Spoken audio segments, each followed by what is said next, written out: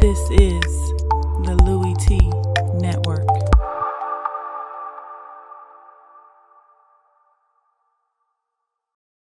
I'm ready for some football. I don't know about you. Who else could it be but your man Lou? Yeah. Overtime. So we head to overtime. Who else could it be? Me, your man, Louie T. Welcome to Thursday Night Football Overtime. Titans, Steelers, Week 11 clash. Big game for the Titans.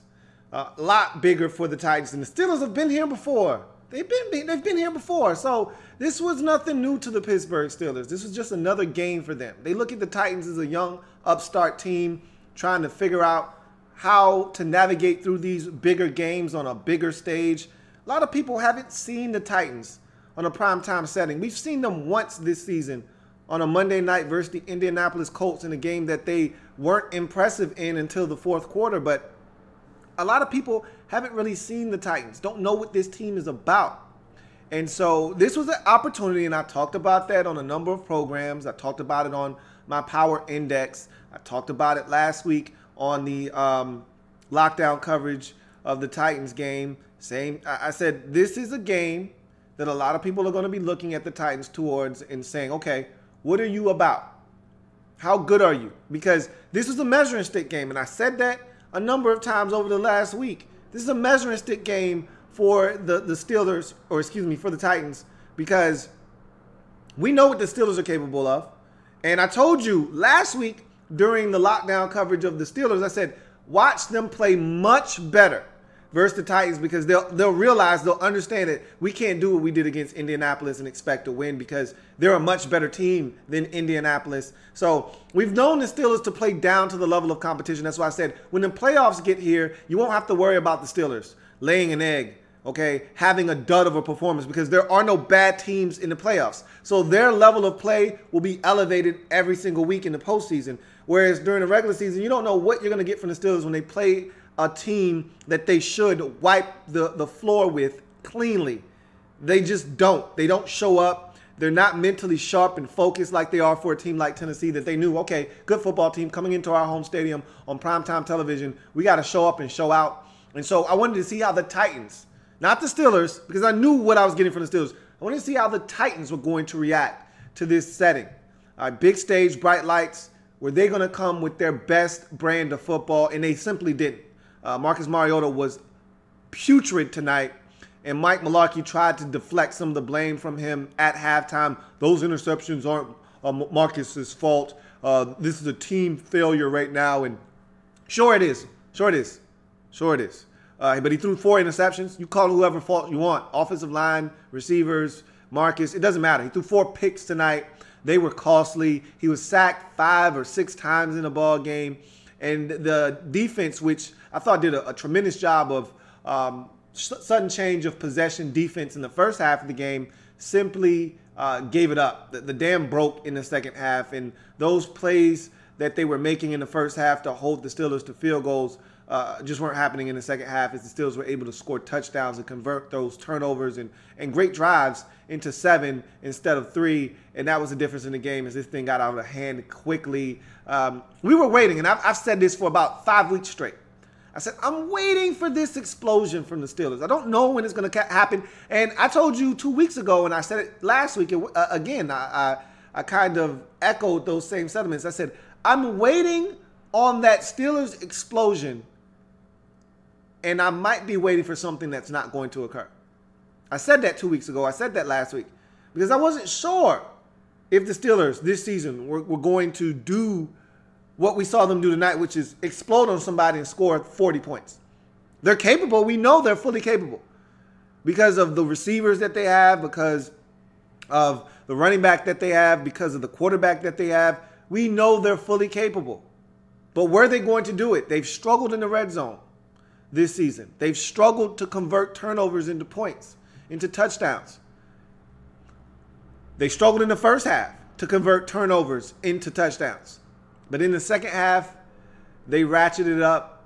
They turned up the volume. they turned up the level of play, and the Titans simply could not handle that level of play from the Pittsburgh Steelers as they run away with this one 40-17. At one point, this game was 23-17.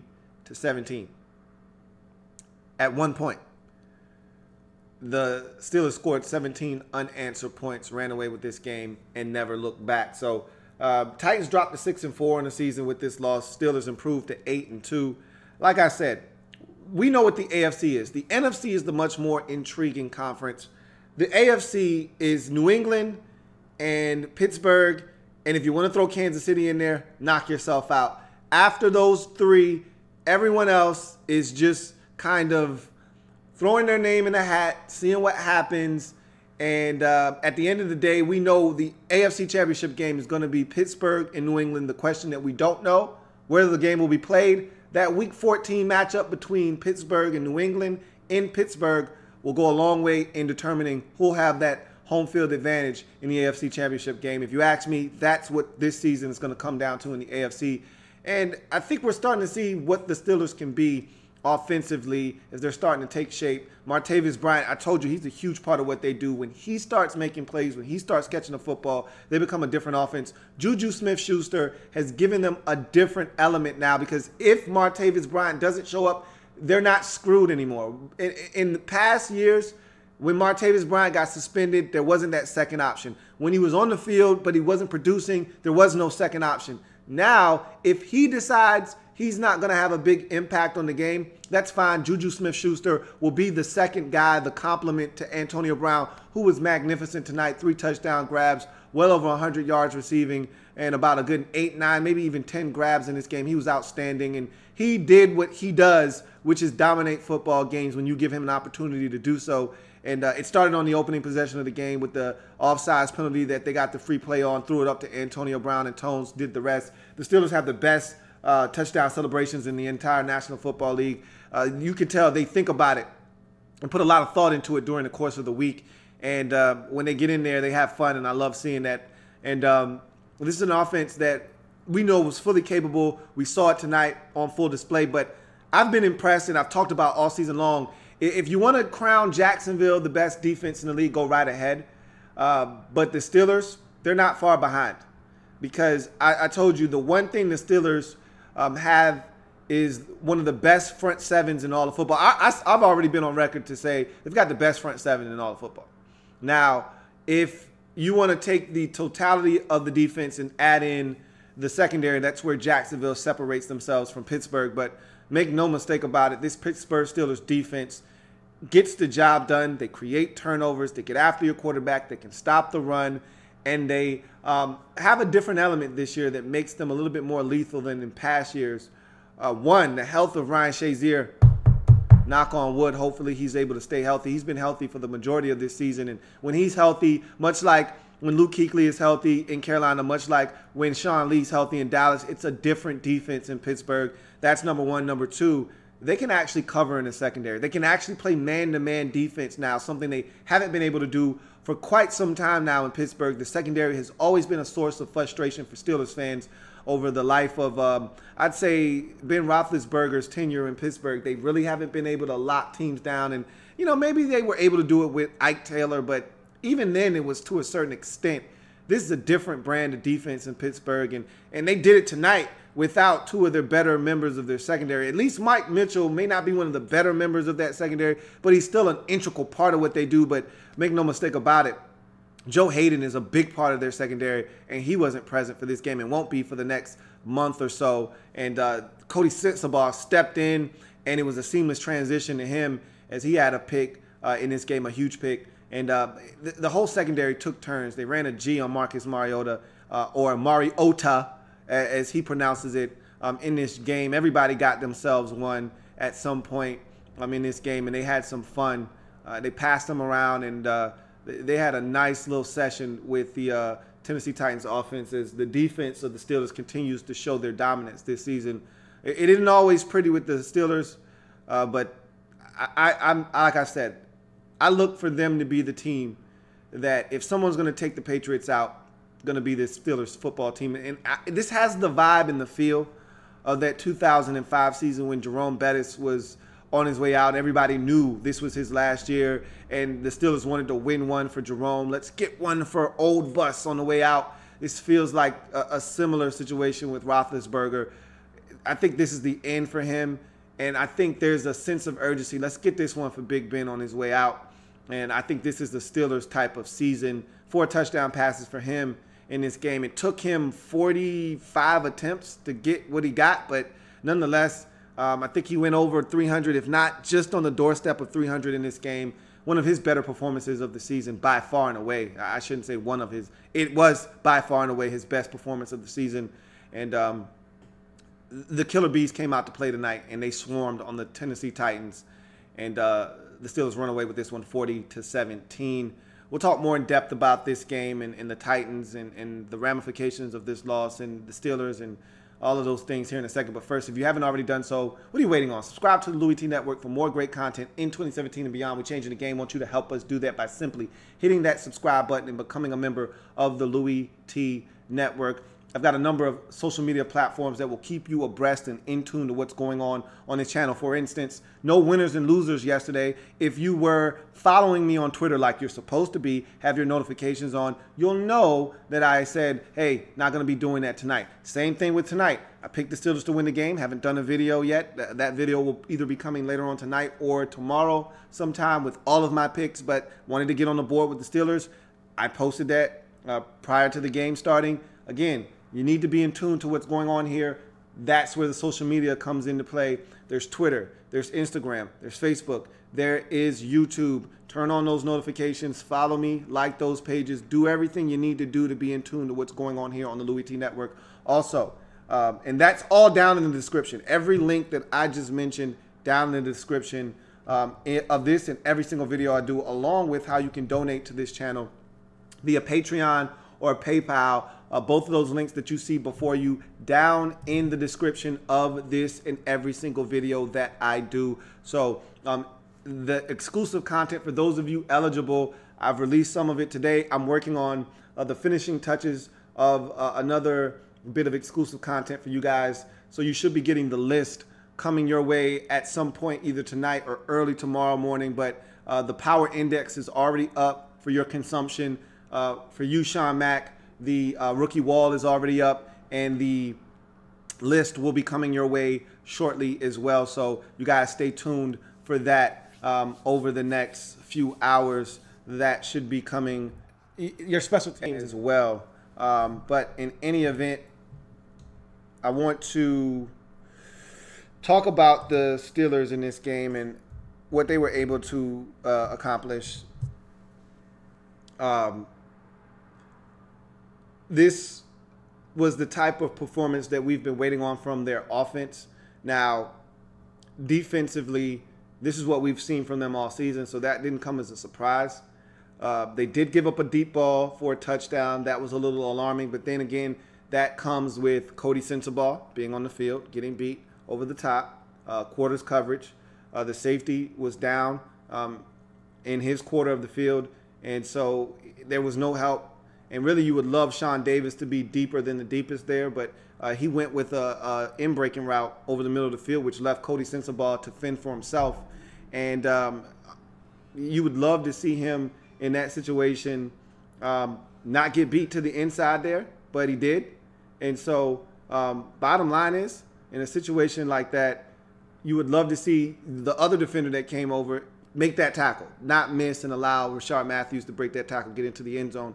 And that's where no Joe Hayden, that's where no Mike Mitchell comes into play. But again, outside of that one big play, I thought it was a quality defensive effort by the Steelers, forcing 4 interceptions, sacking Mariota about 5 or 6 times in this game, really disrupting that Titans offense. And, you know, they want to run it. They want to run it, go play action fake. That's the strong suit of that football team.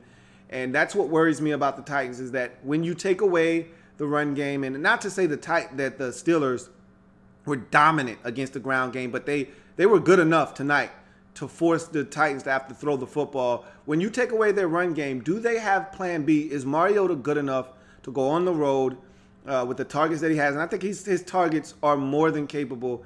I love Rashard Matthews. I think that they got some young guys that are going to continue to develop. Maybe those targets aren't where they need to be right now in Taywan Taylor and Corey Davis. Those guys have to develop. They're young. They're dumb. They don't know what's going on yet. And they'll get better, okay? And when I say young and dumb, that's not a shot at those guys. It's the fact that they just don't know, okay? They don't know certain things that they're going to get better at, coverages they're going to see and automatically know, okay, I need to sit down right here. Okay, this is man coverage. I need to keep going across the field and not sit down on this particular play. There was a play where he threw a slant to Taywan Taylor and they weren't on the same page. He was looking at one hole of the defense and Marcus threw it to another hole of the defense. And so, again, that's where you get the guys that are young coming in and that synergy that you need, the sync that you need between quarterback and receivers. It's just not there yet from those guys. And so they'll get better. You still got Delaney Walker, still got Eric Decker. You still got plenty of targets to get the football to. So I don't think it's a lack of targets in Tennessee. I just thought the Steelers did a great job stopping the run, forcing the Titans to have to throw the football. And in situations where they put Mariota in that Titans offense in third and long situations or third and we'll call it manageable because some of those picks came on third and manageable situations. In any event, it wasn't short yardage. It wasn't good. It wasn't a 3rd and 1, 3rd and 2 where they could run it like they had the 4th down earlier in the game where they went quarterback sneak. It wasn't a situation that was an easy pickup for them. It was where Mariota had to throw it, and he was keyed in on, and he made some questionable decisions, and some of his throws weren't on point, and they made him pay for it. So. Credit the Steelers defense for doing what they've done much of the season, which is really shut down opposing offenses. And their offense hasn't been the greatest this year, and they've had to play exceptional defense. And you saw tonight that they've been playing this defense, so it's nothing new for them.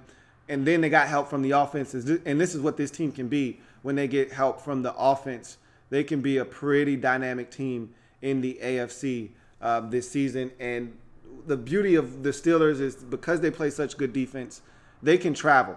If they don't beat New England in Week 14 and they don't get the number 1 seed in the AFC and they have to go to Foxborough for the AFC Championship game, they're more than capable if healthy. And that's always been their problem when they don't win in the playoffs is they're never healthy. Le'Veon Bell isn't healthy. Ben Roethlisberger's dealing with some kind of bulky knee injury or something of the sort. They're never 100% healthy. If they can get there healthy and they're relatively healthy on the offensive side of the football, if they can get there relatively healthy, they're a scary team come playoff time. They're going to win their division. That's not up for debate. The question now becomes seeding for this Pittsburgh Steelers team. Can they continue to play this brand of football throughout the rest of the season? They've got Green Bay next week with no Aaron Rodgers and Brett Hundley at quarterback. That's a winnable game. We heard at the top of the telecast, they've played the most road games this season, 6. They've won the most road games, 5. So they've got a ton of home cooking coming their way to wrap up this season. So they're going to be a team that easily could go 13-3, 14-2 this year. I don't think they're going to win the remainder of their games. They're going to lose at least one more game. They may not need the season finale.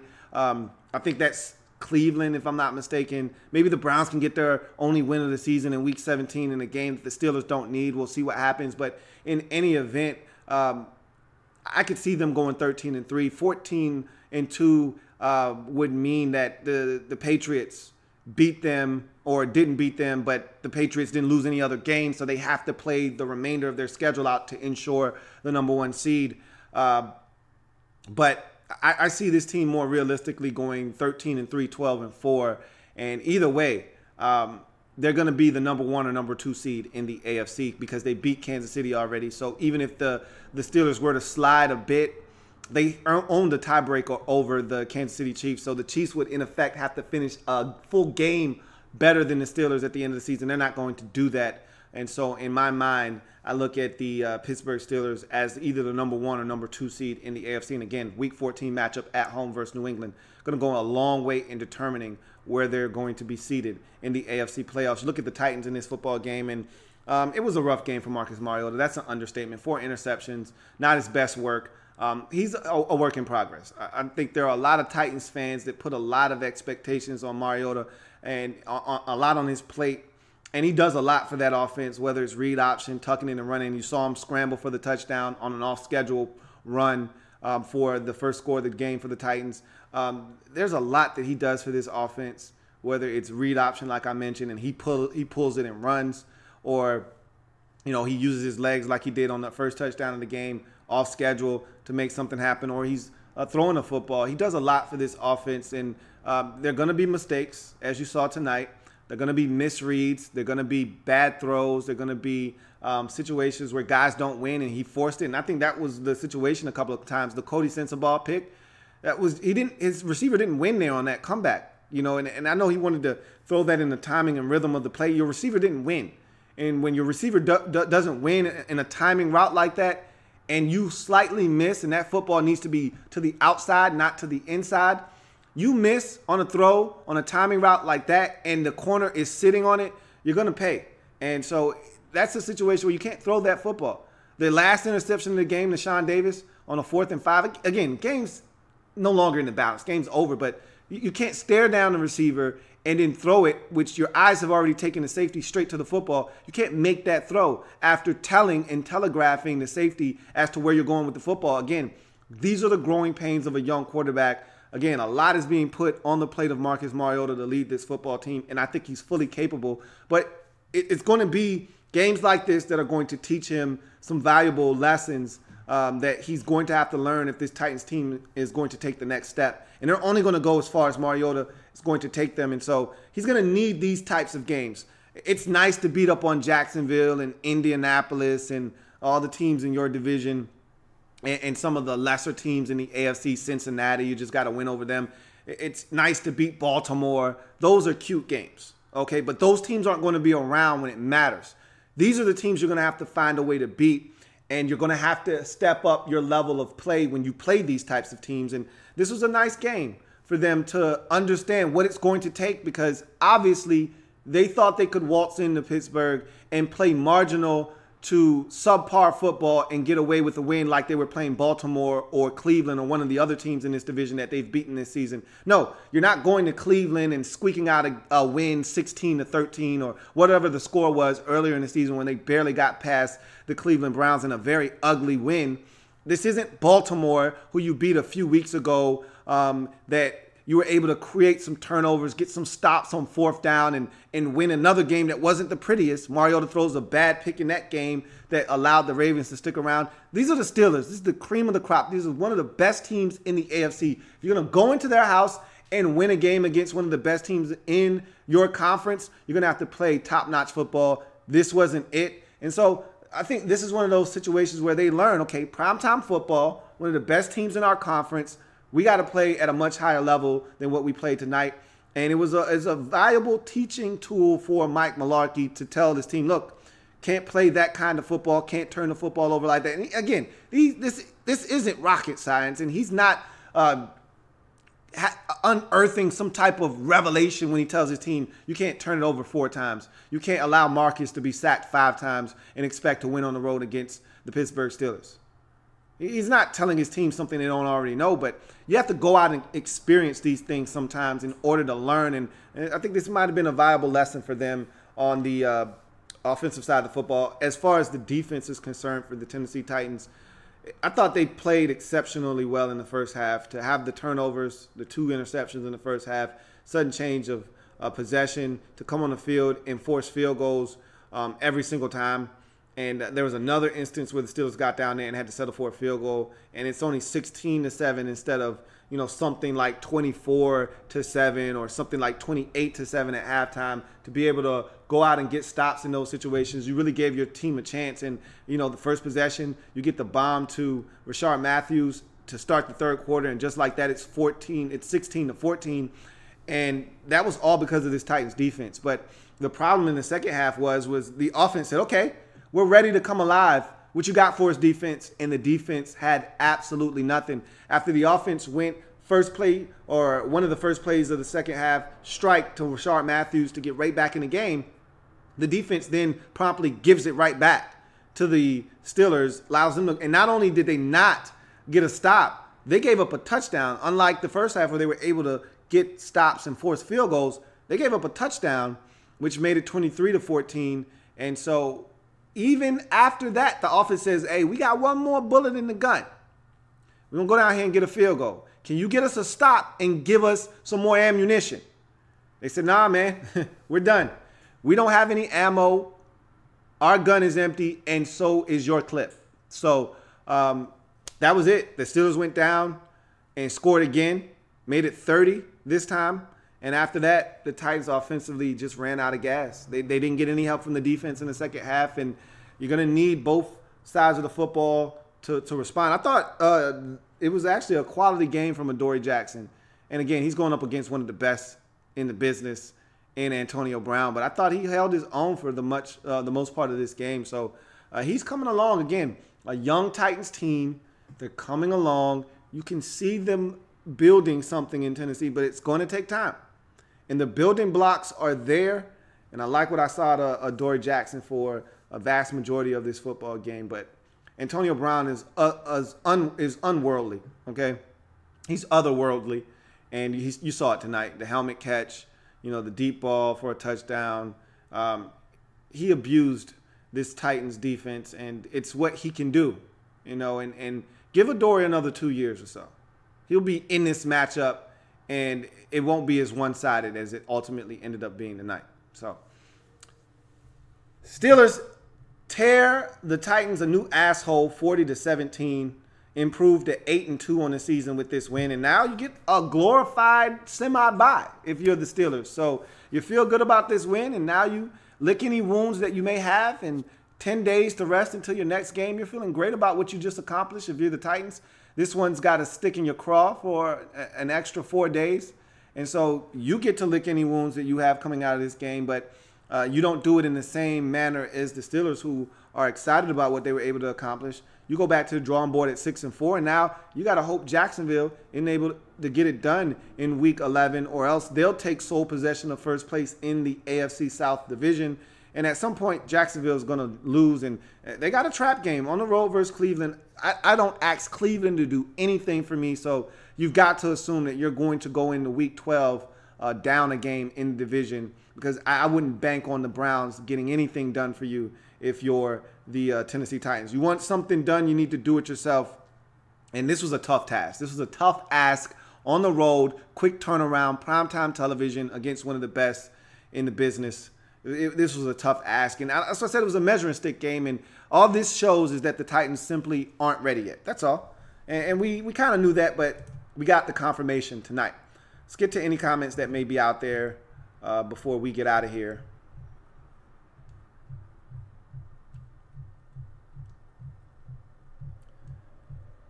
All right, going all the way to the top. Reese says, damn, Lou, that grab in the end zone, A.B. is the truth. Once in a generation type of player. The thing that kills me with him is just the high volume. He produces at such a high level, but it's the amount of catches, the volume of catches that he has every year that is so eye-popping, because the guy doesn't get hurt, and it's crazy because while he's extremely quick, he isn't the fastest guy in the world, but when he steps on the field, there's another gear that he has.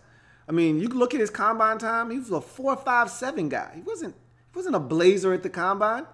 But when he steps on a football field, that's not 4.57, folks. And he's not the biggest guy in the world. He's not a 6 foot. He's like 5'10", 5'11". All right, you're not talking about a big guy, and yet he's the most dominant receiver in the league. And it's his ability to run routes, get open. He doesn't drop the football very often. Does a great job of catching the football with his hands, but then can use his body as a shield. I mean, he just has the receiver position down to a science. And the helmet catch tonight was just the cherry on top. He was showing off at that point, and he was outstanding tonight. BE says, AB ain't human. Doesn't seem like it at times. It doesn't seem like it. Eagle Speed says, Titans still the best team in the AFC South. I believe that to be the case as well. I think they're still going to win the division. This hasn't changed my mind one bit. I said at the beginning of the season, before the season started, I've said it throughout the season. I haven't changed nor wavered one iota. This game has done nothing to change my thought process on this Titans team. They're going to win that division. They're the best team in that division because they're the most well-rounded team. The Jags have the better defense. in that division, and really probably for that matter in the entire NFL. But offensively, they leave a lot to be desired. And I think when it's all said and done, the Titans are going to sweep the Jaguars and win that division. So I agree with you, Eagle Speed. Ginger Callum says, Big Ben really played like his former self tonight. And it's all about the supporting cast.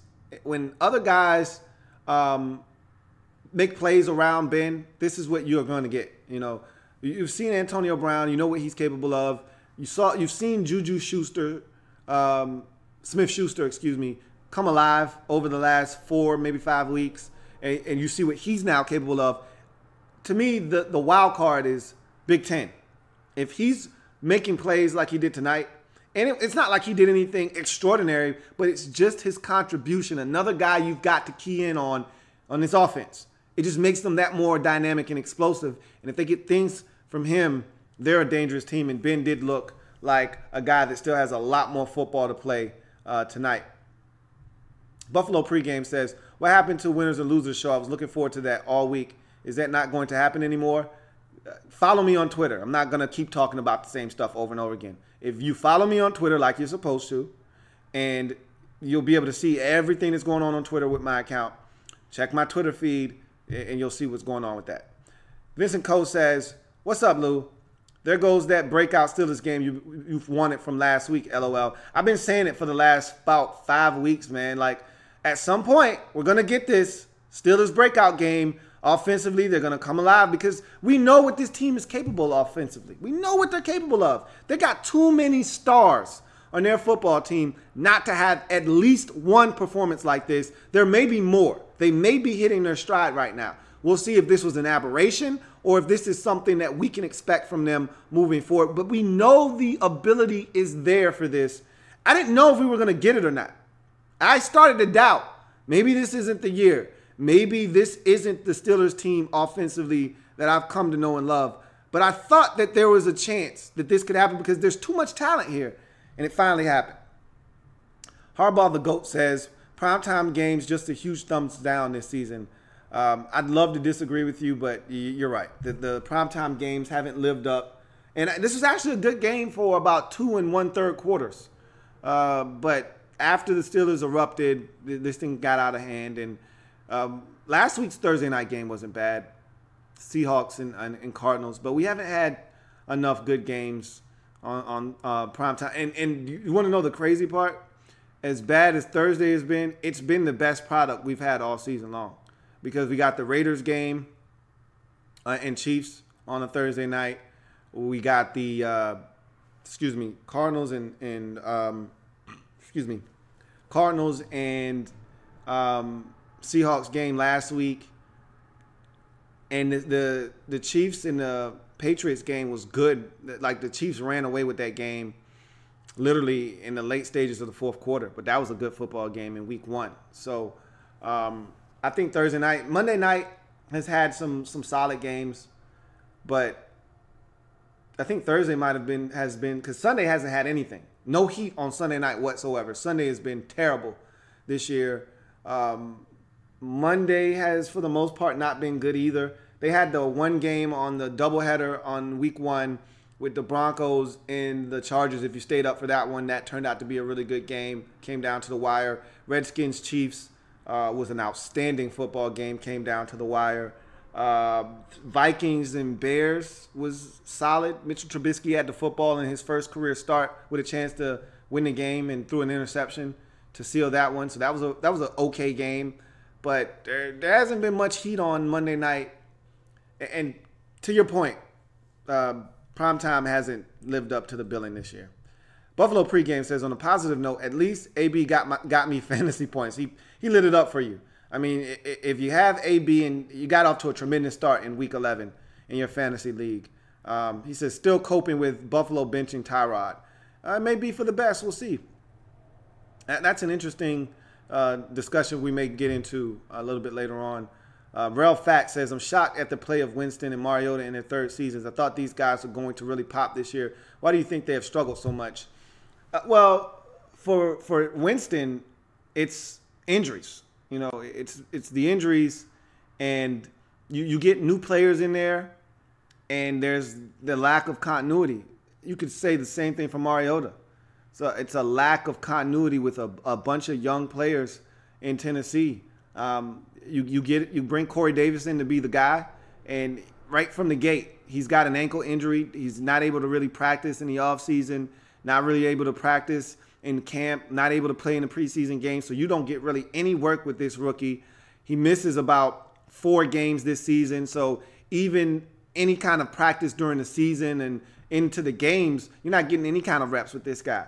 So he's behind the 8 ball. Taywan Taylor is a guy that they're going to bring along, and he's been relatively healthy, but there's just no chemistry there. That's something they're going to have to work on more in the offseason. And again, when you're working with a brand new crop of receivers, hell, Decker came in. At what point did Decker come in? I mean, he came in literally week 1, the end of the preseason, maybe. I mean, and they've had quite a bit of a rapport going of late. So, but nonetheless, it's hard when you've got a new crop of guys that you're throwing the football to. Jonnu Smith is another rookie that they're trying to break in at the tight end position. The other team knows you want to throw the football to Delanie Walker, believe it or not. The seam ball is there most of the time for him, but the other team is aware that Delanie Walker and Rashard Matthews are the 2 best targets you got. So they're going to try their hardest to take those guys away. So it's been tough on both of these quarterbacks. Injuries for Winston. He's got a new target in Deshaun Jackson that he's trying to break in. They've got a young receiver, Chris Godwin, another guy that's young. You're trying to establish a rapport with. You get these new moving parts. You get all of these guys in there, and you're trying to get everybody on the same page, and then you got injuries, and you got all these different things that are going on. It's tough. It's tough, so give him time. Stevie D says, Marcus Mariota was baited by those corners all night. The Steelers DBs were jumping routes, and the D-line was bringing that pressure. Mariota was forcing throws. Yeah, I think he predetermined where he wanted to go with the football. And you'll see that from young quarterbacks from time to time. Well, they'll predetermine where they want to go with the football. Pre-snap. Okay, this is the look I'm getting. I feel confident that this receiver will win. I'm going to the curl route here. I'm going to the comeback. Pre-snap, he's already made that decision.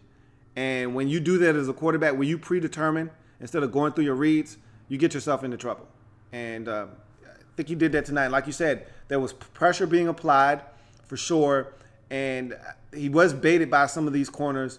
But you got to be able to see the field and you got to know, okay, no, I can't do that. I can't throw this football. I can't stare down this slant and expect the safety not to jump it because I've been staring at it the entire time. I mean, these are things that he's just got to be better at. Manipulation and Ben, the perfect example of what Mariota has to learn how to do is Ben on the first possession. When they got the offsides penalty, Ben knew he wanted to go backside to Antonio Brown the entire time. He was looking off Kevin Byard. He's like, okay, I know this guy's got 6 interceptions. He's leading the league. I'm not going to take him straight to the football. And Ben almost threw a pick to Byard later in the game where his eyes took Byard to the football. Byard went over there, and they converged on the football in the end zone. And I want to say it was to Martavis Bryant. And they almost came away with a pick. You've got to manipulate these safeties, especially smart ones like Byard. So he looked him off. He looked all the way to the other side of the field, knowing I want to go backside to A.B. one-on-one. And he did, and he got the touchdown. So, the young guys, they're still young. The young boys, they'll learn. Dark Sealer 1995 says, Mariota was staring down guys like crazy. It's his 3rd year, and he still makes way too many rookie mistakes. And Dick LeBeau's time has passed him. Dick still got some gas in the tank. But Mariota was definitely staring down receivers. And you got to know, he knows them and they know him. So you heard Mike Tomlin at halftime say, props go out, big shout out to Dick LeBeau for keeping us out of the end zone. He knows what we like to do. And they had to make adjustments, and they did. It goes both ways. Reese says, Mariota with 4 interceptions, he's usually overly protective of the football. Not the way you think. He came into this game 7 touchdowns, 7 INTs. He hasn't been that great at protecting the football.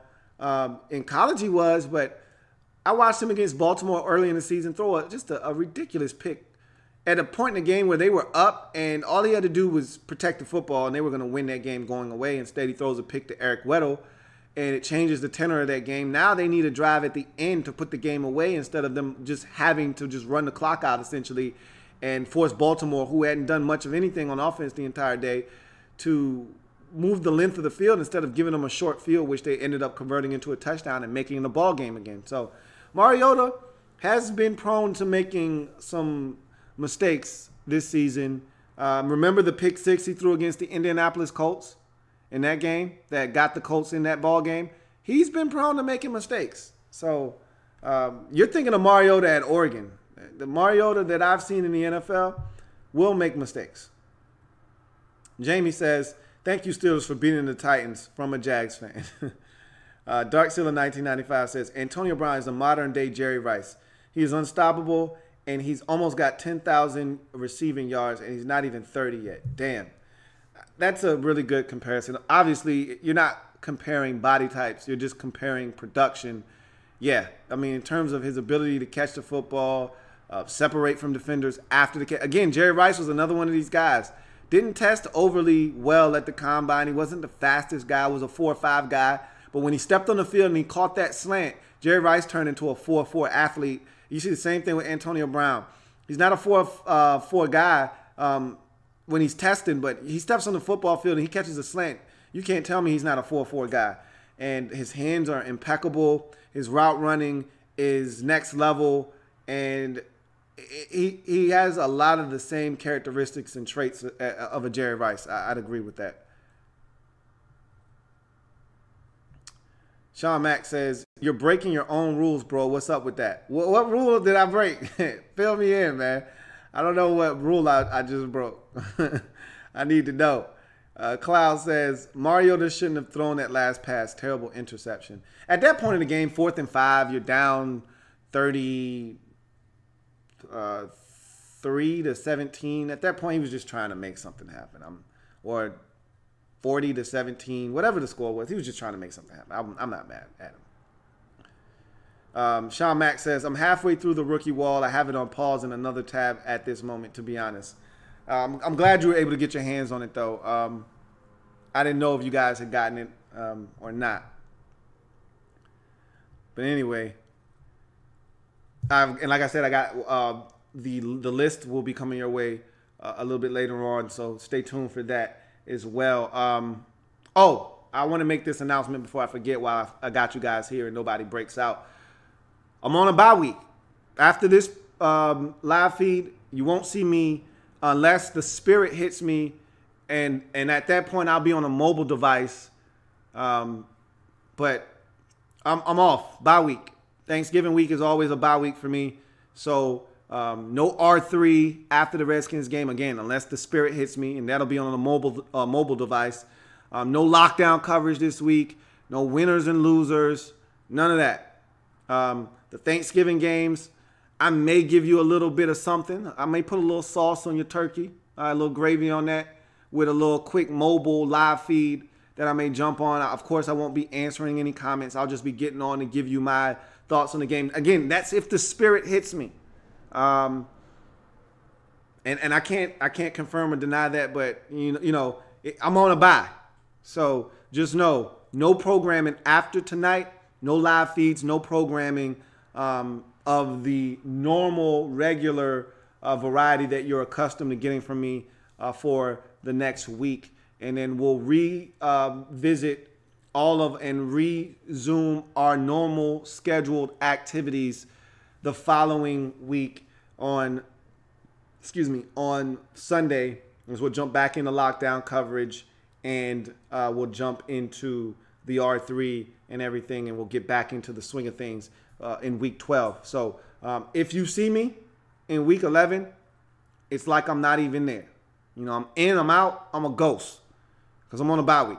So I just wanted to let you guys know that after tonight, bye week for your man Louie T. And it's well needed. As we're going to hit that stretch run, we're going to hit the ground running. But in any event, Dark Sealer 1995 says, Titans benefited from a weak schedule, and when they play the good teams, they get beat. If you want to be taken seriously, then at least compete in big-time games and not get blown out. That's the mark of a young team trying to figure out what it's going to take for them to compete at a high level. They just don't know yet, and they'll figure it out. It's growing pains that come with the territory. When you're trying to figure out how to take that next step, you're going to take ass whoopings in the process. It's a part of that stage and phase that you have to go through when you're going from mediocre to contending playoff team to, hey, we're going to be in the playoffs now, and we need to figure out how this thing works. Okay, so this game had a sort of a playoff atmosphere to it because they haven't been here before. They haven't been on prime time again. When they're on prime time, it's usually against the Jags. It's usually against the Colts. It's usually against a team in their division because the NFL has to fulfill their one requisite, hey, let's get them on primetime game, and it's usually in the division so they can just get them out of the way. They haven't been in this spot before against a good team. You don't see the Titans on Sunday Night Football versus the Patriots. You don't see the Titans on Thursday Night Football versus the Chiefs. You don't see the Titans on Sunday Night Football versus the Pittsburgh Steelers. You see them on Thursday Night Football versus the Jacksonville Jaguars in Week 14 when nobody gives a damn. That's when you see the Tennessee Titans. You see them on Monday Night Football versus the Indianapolis Colts in Week 6 when nobody gives a damn. That's when you see them. So this was a big game for them. And these are games that they're going to have to learn to be competitive in, and they'll get it. Takes time. Rel Fax says, also, Juju for Offensive Rookie of the Year, TJ Watt for Defensive Rookie of the Year, hashtag Steelers Nation. TJ Watt is not winning Defensive Rookie of the Year. You can cancel that right now. I can guarantee you that. Juju Smith-Schuster, however, has a legitimate shot at getting his hands on Offensive Rookie of the Year, for sure. Sean Mack says, yes, bro, my Browns play Pittsburgh in Week 17. So you might have a shot. They may not need that game. So worst case scenario, you could be 0-15 going into Week 17 and get you one. If need be, Week 17, if those boys don't need it now, you got to hope that they beat New England and that New England loses somewhere else down the road and they win everything else, and they don't need that game, but we'll see what happens. Jabril A says, this Titans offense was supposed to be elite coming into the season. It looks like good one drive, bad for like 5 straight drives. The coaching is the problem, or are the players just overrated? For me, it's just a situation that they have to run the football to be effective. They can't just say, all right, Marcus, drop back 39 times and just sling it. They got to run the football. They don't want to be in 3rd and 9. They don't want to be in 3rd and 13. That's not their forte. That's not their MO. They have to be in 3rd and manageable situations. They need to run the football to remain effective. The reason that Rashard Matthews got open on the first play of the 3rd quarter for the touchdown, play action fake. That's what they're good at. You know why play action fake works? Because you're running the football effectively. They have to run the football. They have to show that they're going to remain dedicated to running the football, which opens up all the different layers of their offense. And when that works for them, then they're efficient on offense. We've seen them strike quickly this season. Remember, there was a stretch of football against Seattle, and they're not garbage. Against the Jags, they're not garbage on defense, where they exploded in the 3rd quarter of those games and ended up scoring 30 on both of those teams. And they might have even hit 40 on Jacksonville in that game. In any event, they're capable. They're fully capable, but they have to have the run game as a catalyst. And in both of those games, the run game was outstanding. When they run the football, they're a dangerous team. When they're not capable of running the football, that's when they struggle offensively.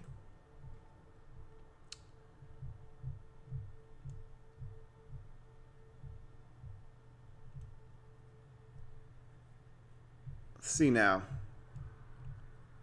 Here we go. Sean Mack says, I have Antonio Brown, Fournette, Kamara, and Goff starting for my fantasy football team wargasm. I think 150 points is very realistic here. Yeah, Goff might struggle this week versus that Vikings defense. If they light it up in Minnesota this week, the Rams are not playing. This is a big game for them. Kamara is tearing it up, and he's got the Redskins. That could be a big point game for you there. Fournette has been inconsistent lately. He hasn't been getting a lot of touches. We'll see if he gets back to being a bell cow in Jacksonville this week against a Browns defense that does a pretty good job of stopping the run, but didn't do a good job last week against Detroit. So we'll see what happens. Reese says, this catch volume that A.B. hasn't been seen since Marvin Harrison. Yeah, at his peak, remember Marvin Harrison set the record, and I think he still holds the record.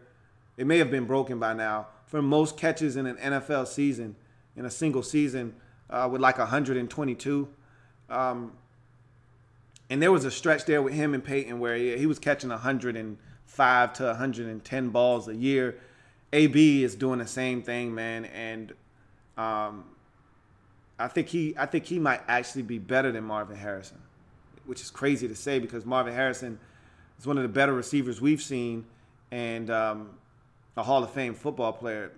Antonio Brown, at this point of his career, would anybody argue that he's already a Hall of Fame football player? I mean, if he were to retire tomorrow, I think he's getting in just off of what he's already done in his career, and there's still a ton of football left to be played in that man's career, which is ridiculous.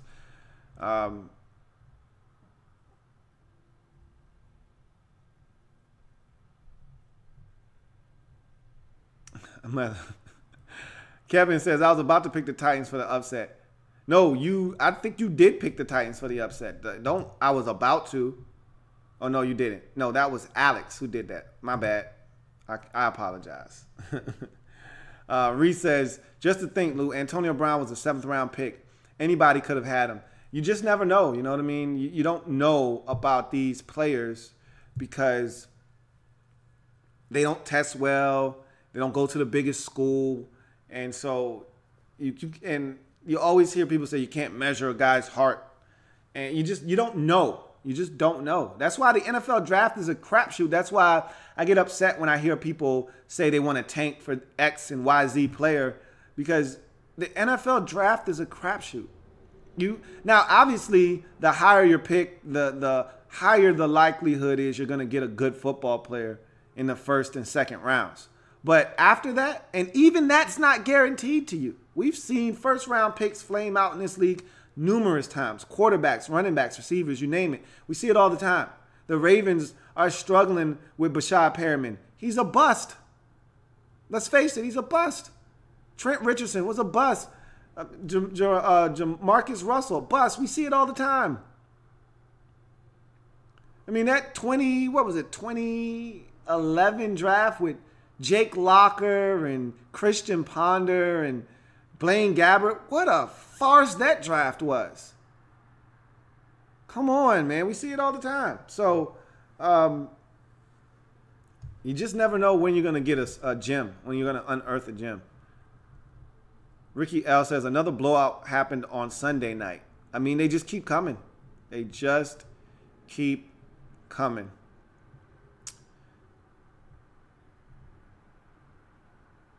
Swibman says, dilly dilly. And I had somebody send me their picks. And it was my man, I think it was my man Joe Sharp. And he had me weak because he was like, hey, I went from 13-0 and dilly dilly to the pit of misery. I think he went like 6-7 the next week after he went 13-0. He said, and I went from that to the pit of misery. Then he said, dilly dilly. That was hilarious. Sean Mack says, all your picks in before the Thursday night game, bro. I didn't get off until literally 8 o'clock. I literally got in the house tonight at 8 o'clock. My goal was to come in and do a quick pick show and have all my picks up so you guys could see them. I mean, at the end of the day, as long as I get Thursday in, it's not a problem. Because a lot of people don't send their picks in until the day of or Sunday, which is fine as long as you get your Thursday pick in. But I like to have all my picks in so you see what I got. And, it is what it is. I'll have my picks out to the masses at some point tonight or tomorrow. Probably tomorrow, most likely. Reese says, Kyrie seems unstoppable. He's cold-blooded, Mamba mentality. You know that's his favorite player. So it shouldn't shock you. You know, he's got ice water in his veins. And he's not afraid to take the shot like we saw in the finals a couple of years ago when he hit the step back three for the winner. You know, that's in his DNA. BE says, A.B. versus Pat Peterson. How insane would that matchup be? We've seen Antonio Brown against elite corners before. He had a matchup this season against Xavier Rhodes, and Xavier Rhodes shut him down pretty much. So, same thing when he played against Jalen Ramsey. Jalen Ramsey, and I don't know if they had him travel because they got 2 shutdown corners. So I don't know if they had him travel in that game, but he didn't do anything versus Jacksonville. So we'll see.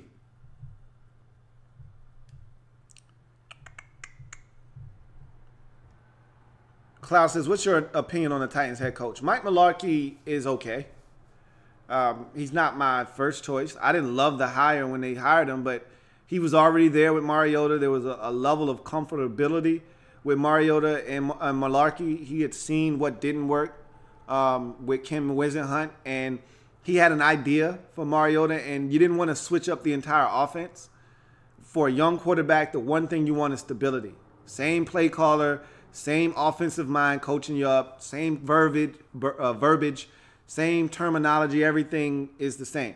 And so I think that was the thought process when keeping Mike Mularkey as the head coach after making him the interim coach when they fired Ken Wisenhunt in the middle of Mariota's rookie season. So Reese says, since I won't see you, happy Thanksgiving, Lou. Wish you and yours a great one, my friend. Hey, likewise, man. Enjoy your turkey day. It's going to be a really fun day, fun week, really. I love Black Friday shopping. Probably won't be able to do as much of that as I would like this year, but nonetheless, I like I said, the holiday season is my favorite anyway. John Perez says, what can the Titans do better in their next game? Throw the football a little more or get the defense going early? How about run the football a little more? Better, okay? I've already said it. In order for them to be successful, they've got to run the football. Point blank, end of discussion. They do that. Everything they do offensively is predicated off the run. Whether it's Mariota in the read option, and I didn't think they did that enough tonight, but they didn't want to put him in harm's way. Mariota's legs are huge in this offense. The running back's legs are huge in this offense. Everything they do offensively is predicated off the run. And they didn't get that going tonight. Vegeta's Dark Side says, happy Thanksgiving. Hopefully the Vikings and Lions can make it a good one. They will. That's going to be a fun game. If the Lions do what they're supposed to do in this game, despite whatever the Vikings do, win or lose, doesn't matter. The Lions have to beat the Bears to set up an epic Thanksgiving showdown for the first place in the division. And I really think the Lions can beat them too, so that's going to be epic. I can't wait. Ricky L says, happy Thanksgiving. Hope you enjoy it. I get to work my ass off. Holiday pay is awesome, though. Hey, get that bread, man. If they willing to leave out extra crumbs, get all of it. Pick it all up, man. I ain't mad at you. John Perez says, who do you think has a bigger advantage next Thursday? Minnesota or Detroit? I believe Minnesota can stop Stafford if the defense can get to him early. I agree that Minnesota will have a little bit of the chip on their shoulder from what happened the first time these two teams met. They lost Dalvin Cook in that game, and I thought that was the difference in that ball game. But nonetheless, Minnesota has always done a good job of getting to Matthew Stafford and roughing him up.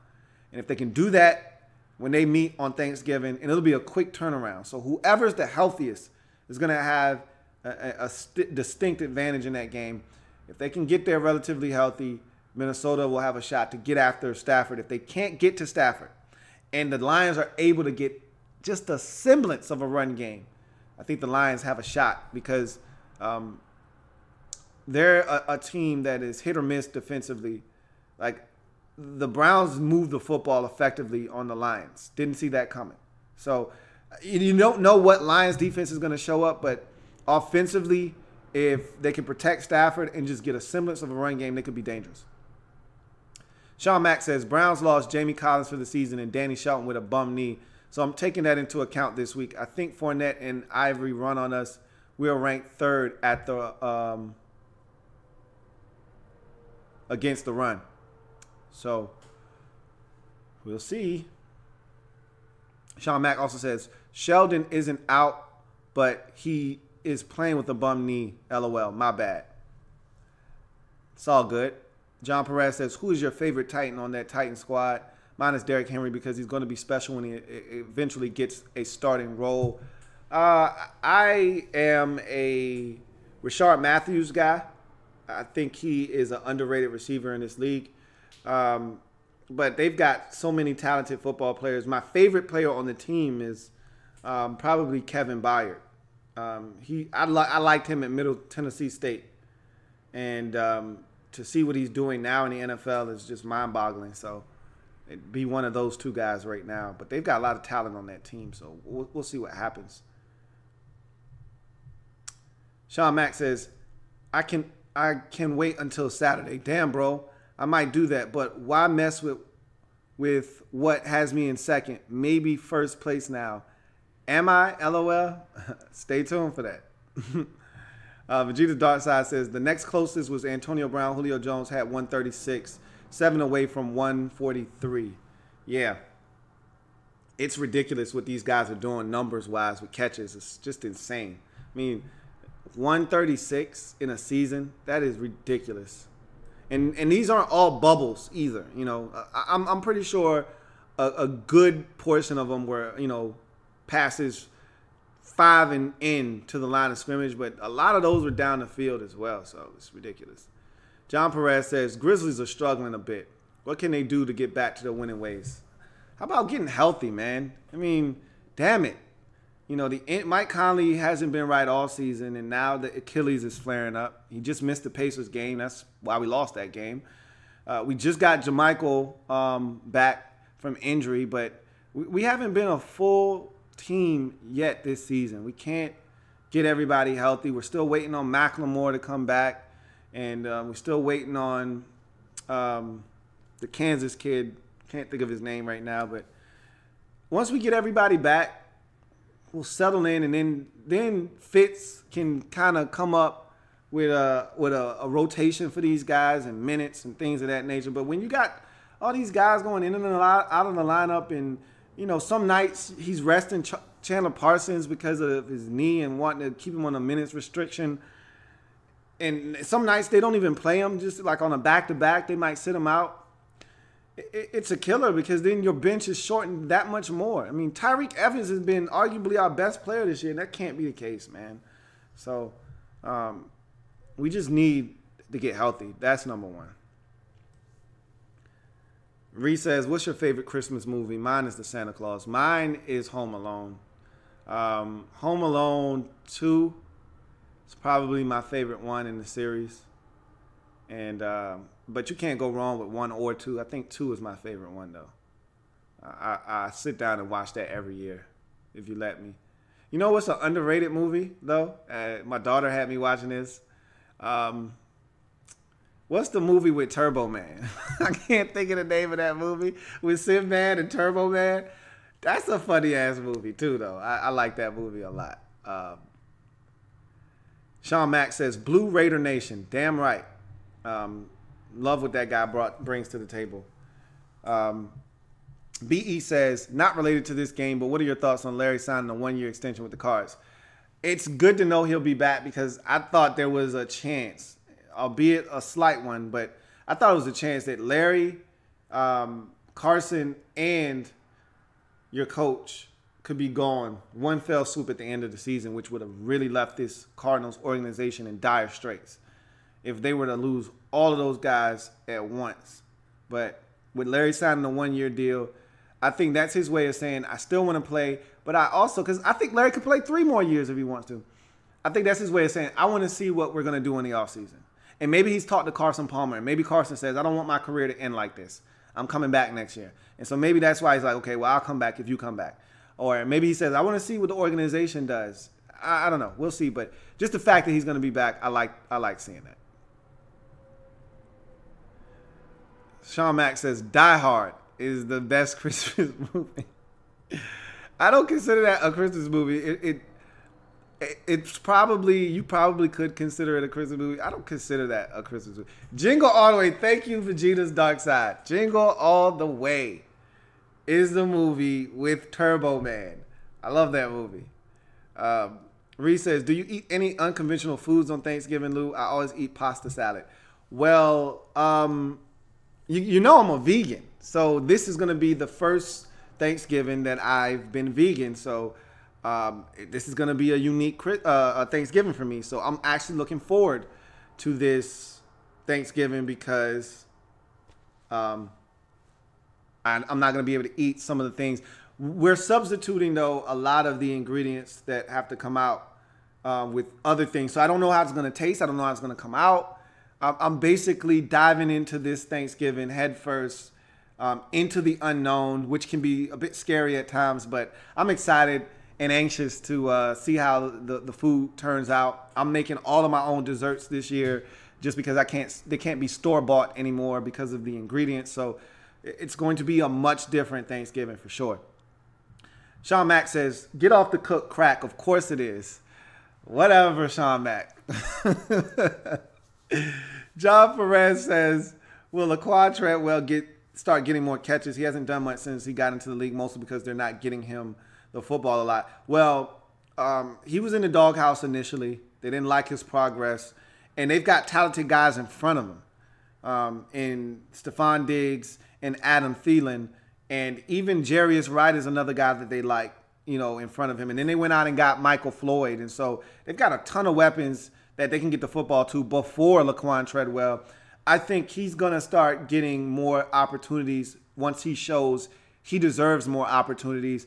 When they had some injuries, he got on the field more. And he made some catches, but then there were also some lapses in concentration still. So he's a work in progress. Again, another young player that we knew, because when you watched him at Ole Miss, he didn't separate that much. He's not the greatest athlete. Okay, that's why he didn't want to run the 40 at the combine. He's a big guy. He doesn't separate that well. He's got extraordinary hands, though. So he's going to have to learn how to separate with his size at the next level, because the athleticism at the next level, at this level, is different than the SEC, which a lot of people beg to differ sometimes, but it's a lot different than the SEC, and it's a different ball game. And he's got to understand the nuances of route running so that he can win some of these routes. But we'll see what happens. BE says, what about How the Grinch Stole Christmas or Rudolph the Red-Nosed Reindeer? I mean, those are cool movies when you're a kid, and every now and again, when you have kids, if you haven't had kids already, you'll watch those movies again because the kids haven't been exposed to those movies. But it's so different now because they come out with like DreamWorks Christmas, movies for the kids, like a Toy Story movie or a Shrek movie or one of those specials. So they don't even go back and watch the Rudolph the Red-Nosed Reindeers like we had to watch from the 50s and the 60s. It's ridiculous. So anyway, Vegeta's Dark Side says, his diet will be stuck with the cranberries. LOL. I can't even eat cranberry. Well, cranberries don't have anything. I just don't like the high fructose syrup, corn syrup that they use. I don't eat or drink anything with high fructose corn syrup in it. And lo and behold, my damn cranberry that I always ate, Ocean Spray, damn you bastards, they got high fructose corn syrup in it. So I'm going to have to find another way to get cranberry sauce, or else I won't be having cranberry sauce this year. It's rough sometimes, but that's the sacrifice that I'm willing to make. Reese says, Deck the Halls is a good one with Danny DeVito and Ferris Bueller. You do understand his name isn't Ferris Bueller, correct? You do understand that. Anyway, I know who you're talking about. Sean Mack says, Miracle on 34th Street, bro. What are you, like 800 years old? That is such an old movie. Nobody's picking that as their #1 movie, man. Get out of here, Sean Mack. Are you on the cook crack? Vegeta's Dark Side says Christmas Vacation. That's more like it. But like I said, I'm a Home Alone and a Jingle All the Way guy. BE says, so about that first place in the weekly pick'em, who is it? LOL. Stay tuned, man. I love this suspense. I love the suspense that it's created. The VT18 says, no one brought up the fact that Ben has seen LeBeau's defense every day for over 10 years. I'm sure nothing surprised him and was one step ahead all night. But you could flip that on his head and say it the opposite way. LeBeau's seen the Pittsburgh Steelers offense over the years. And even though the coordinators have changed, he still knows what the offense looks like under Todd Haley. He was there for that. So it goes both ways. And so he was able to take advantage of that Titans defense. And I thought LeBeau got away with some stuff in the first half when he was able to hold the Steelers to field goals. So it goes both ways.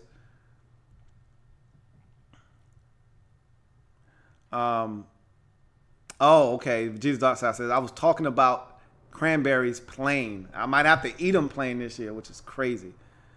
John Perez says, 2 questions. What is a good food combination that I can try this year? And will the Cardinals blow up their team if they underachieve again next year? So to answer your first question, there's nothing better than yams. It's a sweet potato casserole, which is essentially what you would call yams, but with a shit ton of ingredients in it that make it that much better, with macaroni and cheese.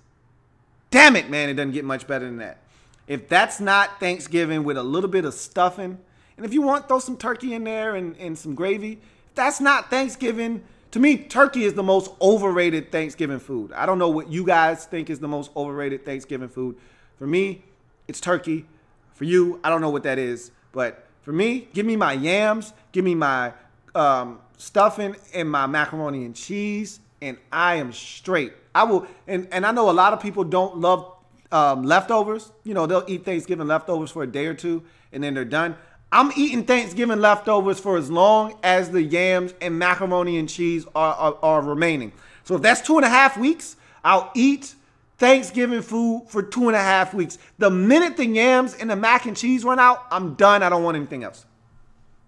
And the Cardinals, I thought they were going to blow up their team this year, but sounds like Bruce Arians may be back for another year. Larry signing up for a year tells me he's talked to some people. Bruce is going to be back, and possibly Carson Palmer is going to be back as well. He doesn't come back to the unknown. He comes back only and only if he's talked to everybody and everybody's coming back. So if they underachieve next year, it may be the end of the line just because Carson Palmer's 800, Larry Fitzgerald is 35, 36, 37. He's up there in age. And Bruce Arians is having health concerns. They may just blow it up just because everybody's getting up there. Ree says, no one calls Steve Urkel Jaleel White, Lou. Matthew Broderick is Ferris Bueller. I understand your point, but it's got to be frustrating for a person that played a character that can't have people respect his name and just takes the lazy route and calls him by his most famous character. Like, I'm pretty sure Steve Urkel is like, God damn it, I'm not Stephen Q. Urkel. Okay, my name is Jaleel White. Like, that's got to be frustrating. Now, it's a gift and a curse. You love the fact that you played a character that's so memorable that's what you're notorious for. Sort of like Kramer on Seinfeld. No one calls him by his real name. He's Kramer. Okay? But, again, that's got to suck when I go somewhere and someone screams out, Kramer! Or Steve or Urkel. Like, I don't want to hear that. My name's Jaleel White. My name's Matthew Broderick. It's not Ferris Bueller. So, I get what you're saying, though. VE says, just a little hint. Is it a tie? I'm not telling. Man, Sean Mack says, fish was actually the first Thanksgiving meal. I can't do fish. I'm a vegan, obviously. I can't do fish, period. But I can't do fish on Thanksgiving. Vegeta's Dark Side says, yams is overrated to me. What? What? Get out of here, Vegeta's Dark Side. You're done. Get out of here. Get out of here. Are you crazy? Is you crazy? Ricky L says, but you vegan, you can't have cheese. Yes, you actually can. I have almond cheese. So my cheese is made out of almonds, not like regular cheese made out of dairy products. Mine is made out of almond cheese. John Perez says, why was Todd Haley always getting into it with Big Ben early when he took the Steelers OC job? It seems like the guy's a straight ass to his players there and in Arizona. Don't forget Kansas City. He was the ass there too. Because they had a difference of opinions in how things should be done. Haley wanted to do it one way. Ben was used to doing it another way. Remember, he was with Bruce Arians for that long period of time, and they had a great relationship. Ben absolutely adores Bruce Arians.